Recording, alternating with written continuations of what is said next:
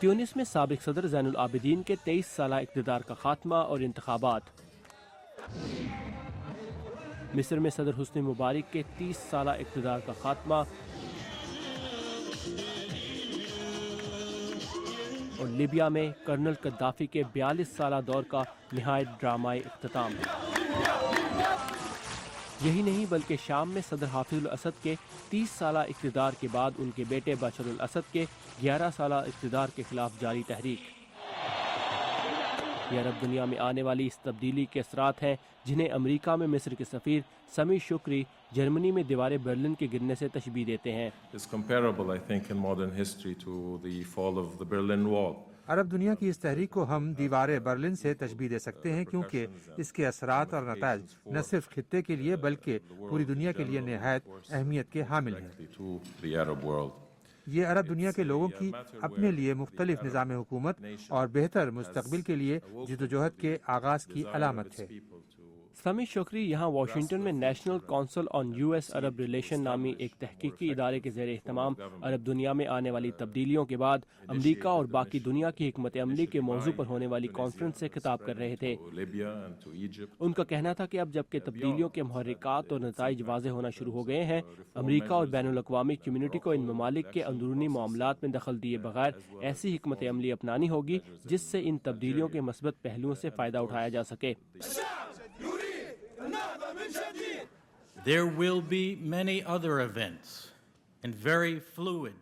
جبکہ امریکہ کی national defence university اور جارج واشنگٹن یونیورسٹی سے منسلک معاشیات اور عالمی امور کے پروفیسر پال سولوان کہتے ہیں کہ اب امریکہ کے پاس موقع ہے کہ وہ عرب دنیا میں اپنے تشخص کو بہتر کر سکے۔ Amongst the people of the Arab world there is a significant trust deficit. عرب دنیا میں لوگوں کے اندر امریکہ کے کردار کے حوالے سے اعتماد کی کمی ہے۔ امریکہ کو اپنا اعتماد بحال کرنا ہوگا اور امریکہ کے پاس یہ موقع ہے کہ وہ اپنی غلطیوں کو سدھارے، لیکن مجھے لگتا ہے ایسا ہونا مشکل ہے۔ There's a lot of chances there to do this. When we think about the dysfunctional government and the continued sectarianism. Eric Davis امریکہ کی ریٹگرز یونیورسٹی میں مڈل ایسٹ اسٹڈیز کے پروفیسر رہ چکے ہیں۔ ان کے مطابق ایک حالیہ سروے میں ترکی، عراق اور لبنان میں موجود آبادی کا 70% حصہ ان نوجوانوں پر مشتمل ہے جو اپنے مستقبل کے بارے میں فکر مند ہیں۔ And what we're finding is that many of these youth are highly westernized. ہم نے دیکھا ہے کہ وہاں کے نوجوان مغرب سے متاثر ہیں۔ وہ مغربی طرز حکومت، جمہوریت اور آزادی رائے کا حق چاہتے ہیں اور اپنے مستقبل کے بارے میں فکر مند ہیں۔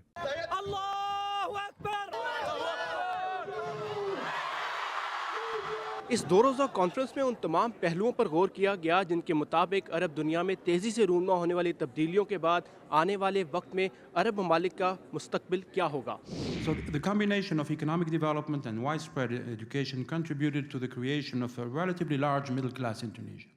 ڈاکٹر نجیب عیاچی عرب دنیا کی تحریک کے نقطۂ آغاز بننے والے ملک تیونس کے تحقیقی ادارے مغرب سینٹر کے بانی ہیں۔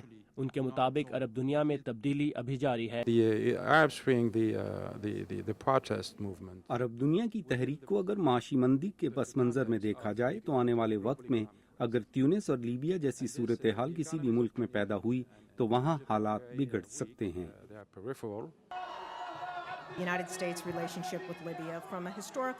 جبکہ لیبیا سے تعلق رکھنے والی تجزیہ کار رونڈا فہمی نے لیبیا کی مثال دیتے ہوئے کہا کہ لیبیا میں آنے والی تبدیلی میں امریکہ اور نیٹو کا اہم کردار رہا ہے، لیکن ابھی لیبیا کو مزید عالمی مدد کی ضرورت ہے۔ صرف مالی امداد نہیں بلکہ غیر ملکی سرمایہ کاری، ٹیکنالوجی اور معاشی مواقع میں اضافہ لیبیا کے عوام کے اعتماد میں اضافہ کرے گا۔